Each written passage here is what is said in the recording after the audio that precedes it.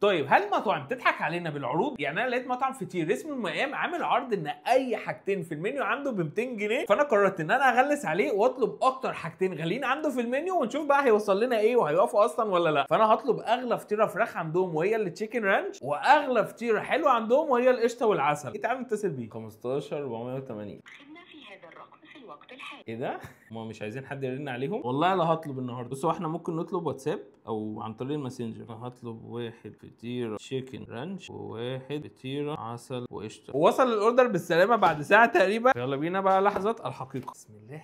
الله، لا والله يعني. بصوا الشكل بتعمل ازاي، هي غرقانه رانش يعني. دي وفطيره حلوه ب 200 جنيه، لسه نشوف فطيره حلو. العب فطيره محمله يا جدعان. يعني بصوا ده كده شكل السلايز. في قطعه فراخ محترمه قوي. التوريقه بتاعت الفطيره حلوه جدا. صوص الرانش مش هقول لكم ان هو اجمد صوص رانش دقته، لا الصراحه انا دقت يعني احلى منه بشويه، بس الفطيره كاوفر اول فهي مجرمه. بصوا يا جدعان كميه الفراخ اللي في القلب عامله ازاي، كميه محترمه قوي. الفطيره دي كده واقفه عليا ب 100 جنيه تقريبا، شايف ان هي حلوه قوي. يلا بينا بقى نخش على ال 100 جنيه الثانيه، وهي المفروض الفطيره اللي بالعسل والقشطه.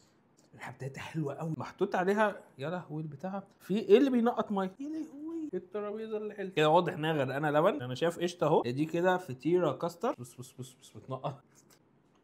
دي بقى جامده بجد، جامده يعني. السكر بتاعها مظبوط قوي ومورقه كده في نفسها.